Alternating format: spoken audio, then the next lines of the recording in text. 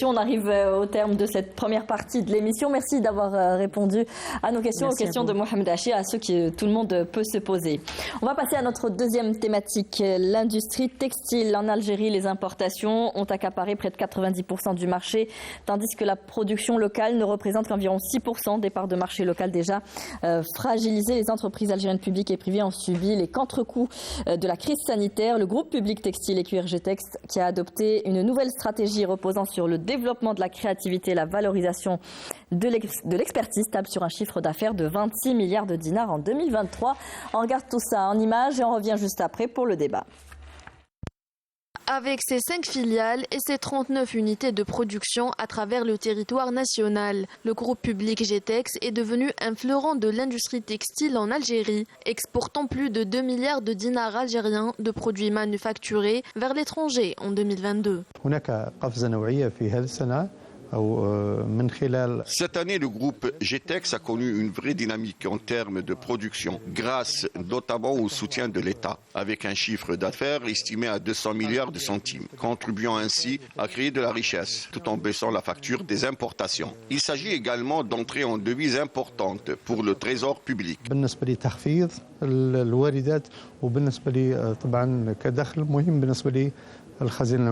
Dans le cadre du plan du développement de l'industrie textile, une enveloppe financière de 21,2 milliards de dinars algériens de crédit entre 2017 et 2022 a été allouée au holding Getex afin de dans les marchés étrangers, notamment africains. Nous avons exporté donc 2 milliards de dinars et bien sûr bénéficié du troc, tout ce qui est échanges commerciaux sud-sud. Donc nous sommes en négociation avancée avec certains pays africains pour mettre à leur disposition notre produit, bien sûr, en contrepartie, récupérer une matière première. Tablant sur un chiffre d'affaires de 26 milliards de dinars algériens en 2023, le groupe Getex a mis en place une nouvelle feuille de route basée sur l'exploitation optimale des ressources humaines et matérielles disponibles localement afin d'augmenter sa production et l'exportation vers les marchés internationaux. On revient sur le plateau pour parler de cette deuxième thématique, la filière textile et cuir en Algérie. Nous accueillons sur ce plateau M. Othman Ouhi, bonsoir. Bonsoir madame. Vous êtes président directeur général de la filiale textile d'Hiver Algérie et représentant du président directeur général du groupe Getex. Merci d'avoir accepté notre invitation. Merci à vous madame. On a également avec nous M. Ben Youssef Zenati, bonsoir. Bonsoir. Vous êtes le secrétaire général de la Fédération nationale des travailleurs du textile, cuir et habillement de l'UGTA. Merci d'avoir accepté notre invitation. Mohamed Hachi qui nous accompagne toujours. Alors, l'industrie du textile aujourd'hui fait un peu l'actualité, un peu grâce au groupe Getex avec ses annonces. Mais si on doit revenir un peu sur ce qui a fait le fleuron de notre industrie dans les années 70-80, est-ce qu'aujourd'hui on connaît à quoi sont dues ces crises et ces défaillances et pourquoi nous en sommes arrivés aujourd'hui? Monsieur Ouhi. Oui. Alors d'abord, je tiens à vous remercier, madame, pour l'invitation. Et aussi, je tiens à vous témoigner toute la gratitude de Getex pour un peu votre solidarité et surtout pour nous booster aussi, donc de faire preuve un peu de communication. Parce qu'il faut aussi vous faire connaître auprès du grand public. Absolument. Donc, je reviens à votre exposé en même temps question. Jadis, oui, effectivement, le secteur textile et cuir, il a fait le fleuron d'Algérie. Oui. Si aujourd'hui Getex, elle est ainsi, c'est à travers de multiples, j'allais dire, restructurations, pour ne pas parler de mutations qu'on a eues. Et pour simplifier la dénomination de Getex, c'est l'ancien Solitex avec ses fractions donc de la Districh de l'ancien temps, qui a fait les beaux jours des cuirs. Et, qui ne s'habillait pas là-bas à l'époque. Et de l'Enaditex, dans l'ancien temps, c'était le grand réseau de distribution de tous les produits de la Solitex. Donc Getex, aujourd'hui, elle revient de très loin. Je ne reviendrai pas sur un peu l'historique. Oui. Mais déjà, elle a été impactée par la crise du Covid. Même avant, madame. Oui. On a été impacté fortement, comme toutes les entreprises, j'allais dire, du monde entier. Mais nous avons une spécificité que le secteur textile et cuir est passé par une traversée de désert. Il y a eu une déstructuration. Une déstructuration totale.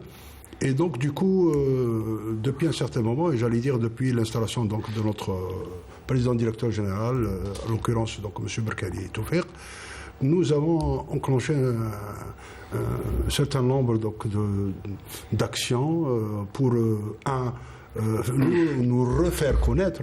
Oui. Nous refaire connaître. Parce que c'est pas évident quand on renaît de ces centres, après 25 ou 30 ans. Oui. Mais vos productions n'étaient pas vraiment destinées au grand public, au large public. C'est pour cela qu'il y a eu cette... Merci. Mais j'allais en venir justement. Depuis aussi l'ouverture du marché, en plus des difficultés que nous avons enregistrées, nous avons eu surtout l'effet pervers, j'allais dire, de l'importation, pour ne pas parler d'autre chose. Donc, qui a étouffé, qui a carrément étouffé la production locale. Dans l'abs de l'importation, faut remettre les choses dans leur temps. Dans le temps, j'allais dire, c'était une jungle en matière d'importation. Donc on importait de n'importe où, de n'importe quel produit. Et moi, j'ai toujours, d'ailleurs, parmi l'analyse que nous avons faite depuis 6 ou 7 mois, c'est que nous connaissons nos points forts, nos points faibles. Et entre autres, nous sommes, j'allais dire, nous avons été martyrisés par justement cette importation. S'il n'y a pas déloyale et surtout non contrôlée, madame. Oui.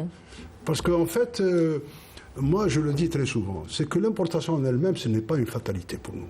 Oui. L'importation, moi je la vois, histoire qu'on soit un peu au diapason du marché international, notamment en matière de coût, en matière de qualité, en matière de design, en matière de présentation. Ce qui nous manque beaucoup, parce que nous avons vécu à travers ce que je disais tout à l'heure, les difficultés, c'est que nous avons vécu pratiquement une létargie. Nous étions...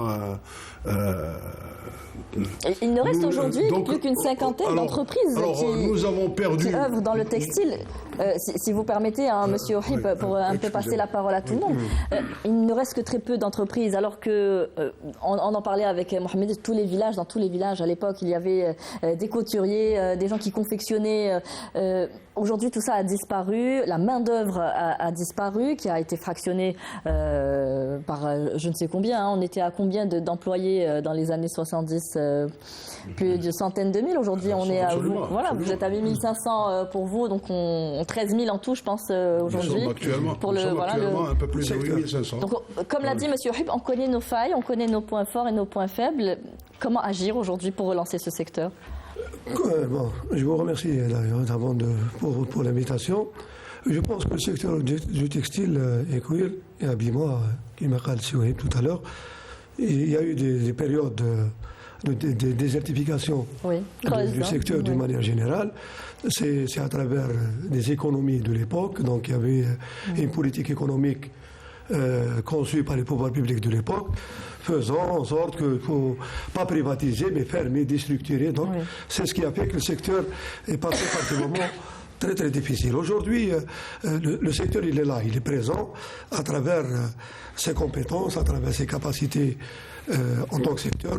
Mais comment aujourd'hui, il faut qu'on se mette d'accord sur une chose, c'est que est-ce que le secteur, c'est un secteur stratégique de par sa vocation de création d'emplois, de création de richesses, ou pas. Aujourd'hui, Dieu merci, il y a une volonté politique de dire, voilà, ce secteur, il est là, il est présent, on doit l'aider, on doit l'accompagner pour sortir de cette situation. Aujourd'hui, pour que le secteur sorte de cette situation, nous, en tant que fédération, nous avons fait des propositions concrètes. Commençons par la culture du coton. Oui, pour ne plus dépendre de l'importation, encore une fois. Passons à la fibre synthétique. Cette même qu'on est en train d'importer, cette même fibre synthétique, elle fera sortir 4 autres matières qu'on est en train d'importer. Donc, parce que nous sommes un pays pétrolier, donc nous avons la capacité, nous avons les moyens de faire de créer cette matière première. Voilà. Donc, à partir de là, parce que le taux d'intégration deviendra à 95%, donc c'est production nationale, carrément, et nous allons créer de l'emploi, et nous allons réduire la facture d'importation d'une manière extraordinaire. Et il y a la chose la plus importante, c'est l'efficacité économique. Ça veut dire l'entreprise, elle deviendra, ça veut dire qu'il n'y aura pas de rupture de production, donc il y a le roulement qui fonctionnera d'une manière normale, et l'entreprise, du fait, parce que c'est ce qui fait la différence entre le secteur du textile et d'autres secteurs. Le secteur du textile, cuir et habillement, nous avons un plan de charge, à la différence peut-être d'autres secteurs. Le plan de charge, il est là. Ça veut dire, si nous avons la matière première, là, en Algérie disponible chez nous, parce que... Je crois qu'il y a eu une tentative pour la culture du coton il y a quelques années. Ça n'a pas été suivi. Ça n'a pas marché, parce que pour la simple raison, il n'y a pas de volonté politique. Aujourd'hui, c'est une proposition qui date de 15 ans. La fédération n'a pas cessé de rabâcher pour dire, voilà, pour sauver ce secteur, parce que nous avons vécu la période sanitaire, la crise sanitaire, nos entreprises, ils étaient à l'arrêt pendant presque une année, parce que les trucs aériens, maritimes étaient fermés, donc on ne pouvait pas ramener la matière première. Alors que nous sommes un pays qui, j'allais dire, on est des paysans. La culture du coton, c'est pas et puis on fabriquait quand même de la bonne qualité, c'est-à-dire que ce qu'on faisait à l'époque, c'était du solide. Aujourd'hui, comme le dit Monsieur Zenati, Monsieur Ohib, c'est-à-dire que le potentiel est là. Il suffit peut-être de cette volonté politique pour rebooster ce secteur. Effectivement, le potentiel est là, heureusement. Il y a eu même l'accumulation d'un certain savoir-faire dans cette filière textile. Et il y a eu aussi, comme vous l'avez bien cité au début, il y a eu beaucoup de petites entreprises. C'était un maillage, c'est-à-dire... C'était justement peut-être un problème, non? C'était des entreprises familiales qui ne pensaient pas forcément se développer davantage. Mais il faudrait les réorganiser. Effectivement, mais qui tournaient même avant autour de ces grands groupes publics. C'était quand même, à l'époque, c'était une démarche très importante. Ce qu'on appelle des démarches de cluster aussi, de sous-traitance autour des petites entreprises. Donc maintenant, effectivement, le potentiel existe. Nous avons, et il a évoqué un élément très important, donc même la matière première, on pourrait développer la matière première avant. Il y avait du textile, c'est-à-dire la laine par exemple. Et on était, c'est-à-dire bien fourni en laine, parce qu'il y avait aussi cette intersectorialité. Parce que, après tout, le textile aussi doit faire intervenir plusieurs secteurs. Donc l'agriculture, il faudrait, c'est-à-dire des passerelles avec l'agriculture, mais aussi avec la formation professionnelle, même l'enseignement supérieur, parce que maintenant... Parce qu'il faut penser à recycler, à former... Il y a le recyclage, il y a de la technologie, il y a de la chimie, il y a aussi c'est-à-dire de la mode, c'est-à-dire il y a de l'innovation aussi, éventuellement même avec des start-up, avec des idées innovantes, pour, c'est-à-dire soutenir ces secteurs. Mais disons, pourquoi elle est stratégique? D'abord, l'industrie textile est une industrie intensive en main-d'œuvre. Et notre pays a besoin d'emploi, bien sûr. Et dans le classement mondial, l'industrie textile est classée parmi les 20 premières industries exportatrices dans le monde. Donc c'est une industrie... La première polluante, juste entre parenthèses, voilà. C'est ça. Donc c'est une industrie qui est aussi stratégique pour notre pays. Et je cite un pays peut-être, la Turquie, qui exporte 15 milliards de dollars. C'est énorme comme exportation. Alors justement, monsieur, vous parlez de vouloir atteindre le chiffre des 23 milliards de dollars. J'ai bien retenu le terme polluant. Parce que je ne suis pas totalement d'accord. Eh bien, vous allez avoir la parole justement, et pour nous dire comment GTEX compte se redéployer aujourd'hui, puisque je pense que dans les dernières années, vous viviez surtout de la commande institutionnelle. Aujourd'hui, vous ouvrez plus au grand public. Il faudrait aussi se mettre à la page et pouvoir proposer des produits qui intéressent la population. Alors, madame... je continue justement, j'allais en revenir. Concernant, d'une façon générale, la perte de nos parts de marché, la déstructuration, c'est important parce que si on veut aller très loin, ou du moins avancer dans le temps, il faut qu'on regarde un peu notre histoire. Nous avons des compétences, effectivement, nous avons un potentiel incroyable.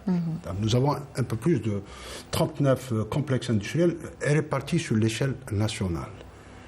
Nous sommes détenteurs de technologies, pour certains cas, de pointe. Et donc, pour les parts de marché, nous comptons, vaille que vaille, nous comptons reprendre nos parts de marché. Comment? Justement, faire connaître à travers une communication accrue. Il faut communiquer. C'est malheureusement, c'est la fatalité elle-même que nous avons subi, c'est que nous n'avons jamais communiqué.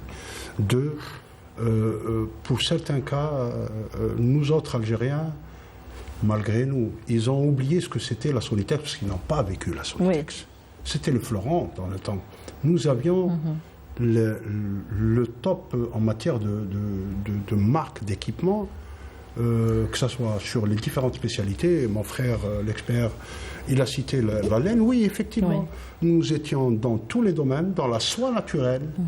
Oui, pour beaucoup de gens l'ignorent, nous étions sur le projet de la soie naturelle, dans les synthétiques, dans l'artificiel, dans la laine, dans toutes les matières, je veux dire, qui ont fait les beaux jours, j'allais dire, de l'industrie textile mondiale.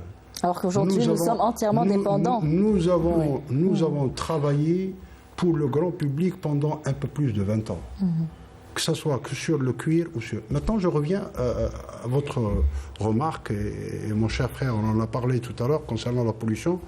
Tout à fait le contraire de ce que les gens pensent.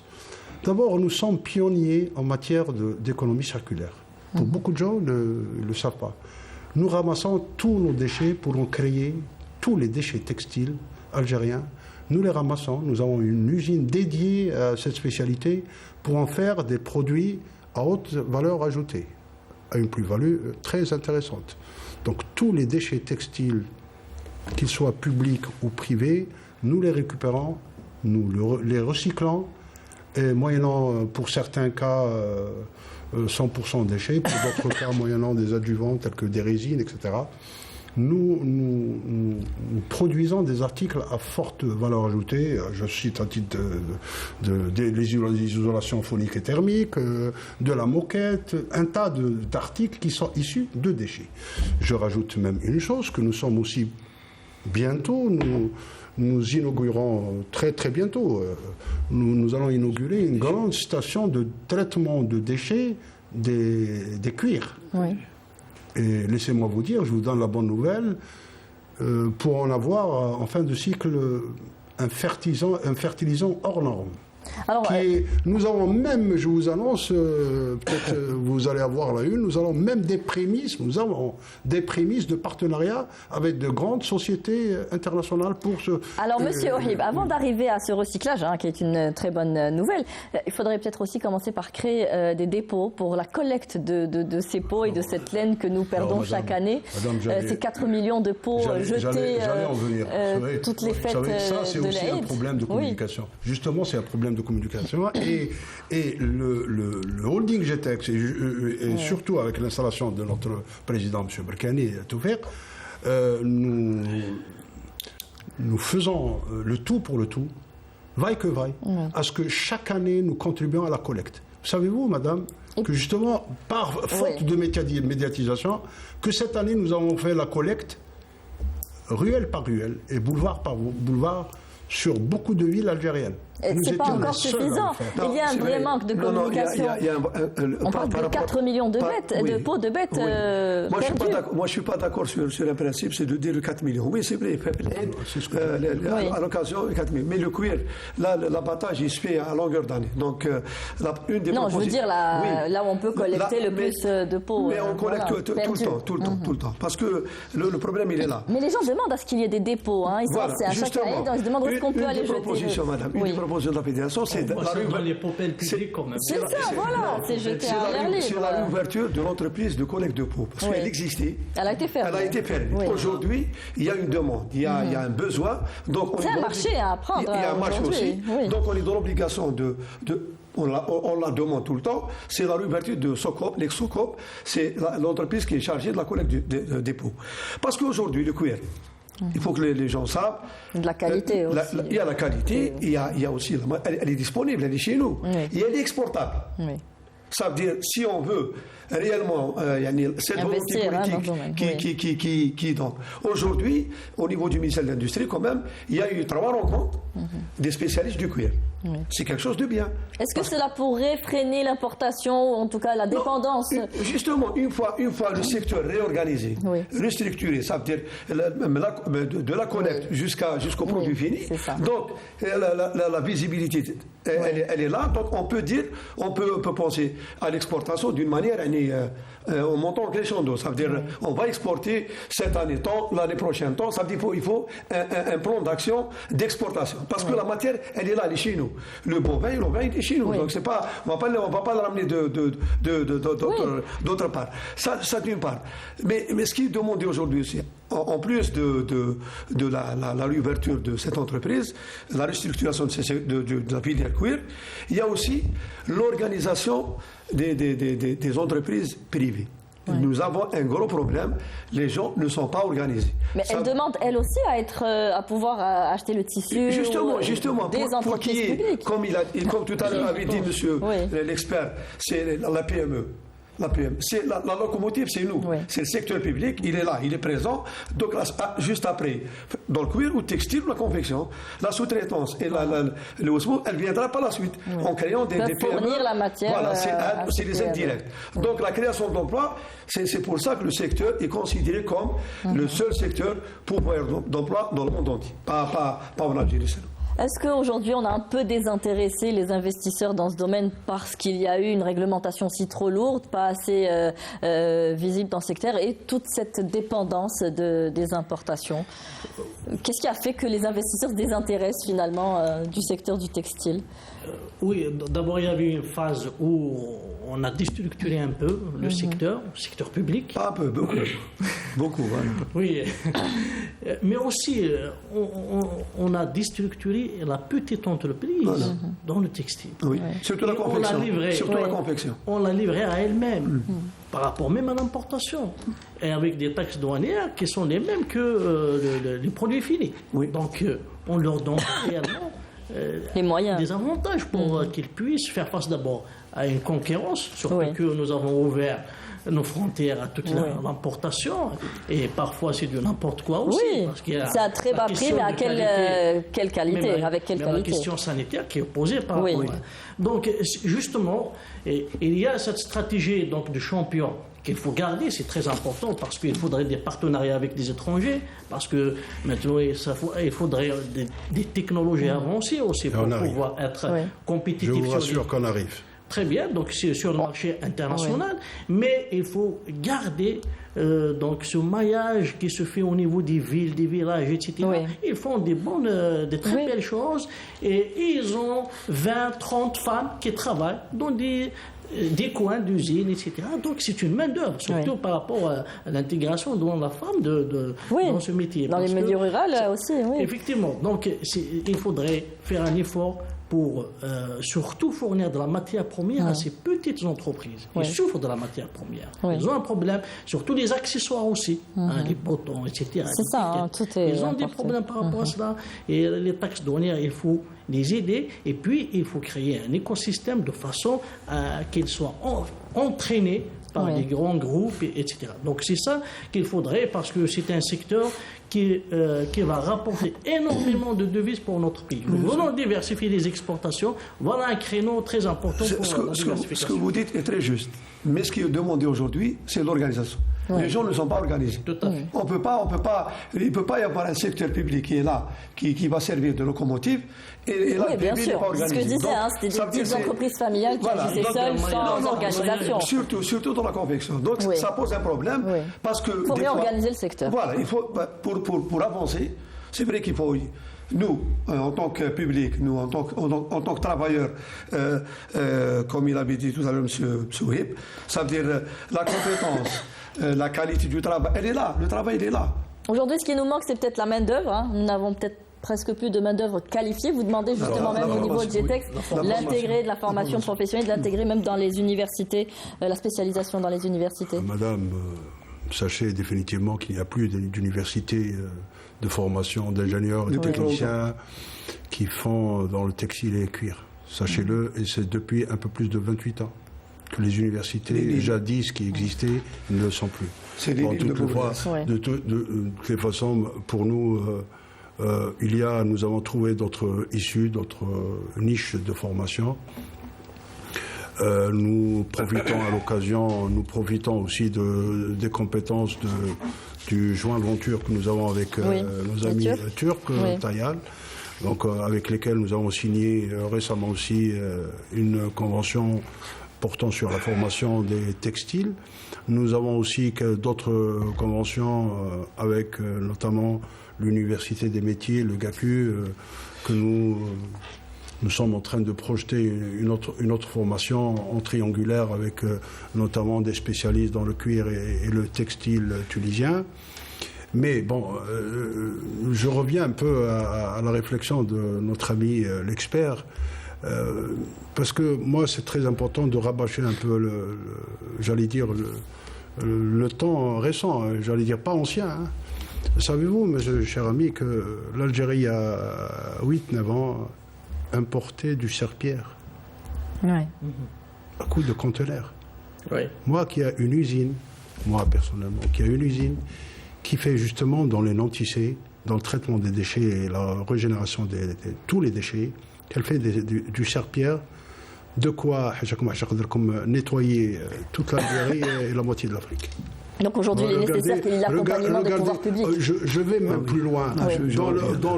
Dans la fatalité qu'on a eue, nous avons importé le semi-fini en le traitant comme semi-fini. Qu'est-ce que c'était de grâce? Qu'est-ce que c'était le semi-fini? On a importé le col, les manchettes, et c'était du semi-fini pour mettre 2 ou 3 points et qu'il devient un produit fini de marque, pour ne pas citer les marques. Oui. Aujourd'hui, on continue j'allais dire même pas concurrence, parce que moi je ne considère pas une concurrence. Aujourd'hui, les grandes marques vendent au monde entier leurs produits finis sous forme de balles. C'est une guerre commerciale que nous devons faire face. Nous sommes conscients, mais toutefois, moi je vous rassure que nous sommes mobilisés. Nous sommes mobilisés et même déterminés, que nous n'avons plus le temps de réfléchir. Moi, je l'ai dit à chaque fois, on n'a plus le temps de réfléchir. Nous avons réfléchi suffisamment, on connaît nos points faibles, nos points forts. Nous avançons et nous avançons rapidement. On n'a plus le temps c'est ce que je disais à l'instant. Pour donner un temps au temps. Pour conclure, on n'a plus. Ouais. Chaque jour est une perte. Absolument, absolument. Nous avons déjà suffisamment de retard. Chaque journée est nous importante. Devons le rattraper. Vaille que vaille, je répète ce terme, vaille que vaille, dans un temps record. Alors pour terminer... Et surtout, faire un effort en marketing. Oui, c'est ce que j'allais d'ailleurs proposer. On va en parler de ça. Non, mais même on a souvent, si vous voulez aujourd'hui vous intéresser au large public, je pense qu'il y a aussi un effort à faire au niveau des modèles, au niveau de la conception. Voilà, c'est une force de vente aujourd'hui. Proposer des choses qui puissent plaire à une population très exigeante et de plus en plus exigeante avec cette importation, comme vous en parlez à présent. Le dernier mot aujourd'hui, l'accompagnement des pouvoirs publics peut-être est nécessaire. Aujourd'hui, on est tous d'accord que le secteur du textile, cuir et confection, c'est un secteur stratégique, donc il va falloir l'accompagner. Comment l'accompagner? Aujourd'hui, la volonté politique est liée. De par la déclaration, par exemple, pour la culture du coton, ça fait 2 jours ou 3 jours du ministre de l'Industrie, où il insiste sur la culture du coton, chose qui est très importante. Aujourd'hui, l'accompagnement du pouvoir public, il y a la culture du coton, la fibre synthétique, il y a aussi le problème relationnel, entreprise-banque, l'héritage. Il y a parmi les propositions que nous avons émises au pouvoir public, c'est le différé du remboursement des crédits de CLT. Il y a le différé ou le réchelonnement des dettes fiscales, parafiscales. Pour accompagner les entreprises. Sur le plan finance, il faut accompagner ces secteurs. Demain, ça veut dire nous, en tant que fédération, nous avons fait une proposition de dire qu'il faut différer de 3 ans. Et logiquement, c'est 5 ans. Mais parce que le différé de l'époque où les pouvoirs publics ont mis 2 milliards de dollars de crédit pour relancer ce secteur, la RALB, c'est les procédures bureaucratiques ont fait que, à ce jour, nous n'avons pas concrétisé l'investissement d'une manière 100% et on est en train de rembourser. Je reviens sur la formation. Très rapidement, sur la formation, parce que c'est une des propositions de la fédération. Parce qu'aujourd'hui, nous avons les seniors qui vont partir à la retraite. Voilà, comme M. Ouib, c'est parmi les rares ingénieurs qui restent. Donc aujourd'hui, qu'est-ce qu'on peut former, justement. Il peut être formateur. Mais l'idéal, c'était de former des ingénieurs en textile, des ingénieurs en cuir, des techniciens supérieurs en textile. C'est vrai que la formation aujourd'hui, avec des conventions, avec... Non, il faut l'implication de l'université, de la formation professionnelle. L'implication des deux. La formation professionnelle, puis que la couture d'aide existe. Mais un niveau supérieur, technicien supérieur, ingénieur, donc l'enseignement supérieur est interpellé. Merci. Votre message est passé ce soir. Merci à vous d'avoir accepté notre invitation, messieurs, d'avoir été avec nous. Merci. On va passer à notre troisième thématique, pas 13e, non. L'hydrogène vert en Algérie. Chez nous, la mise en place d'une nouvelle politique énergétique est plus qu'urgente. La diversification des ressources énergétiques nationales est un défi, induite notamment par la hausse de la consommation. Et concernant la feuille de route pour le développement de l'hydrogène en Algérie,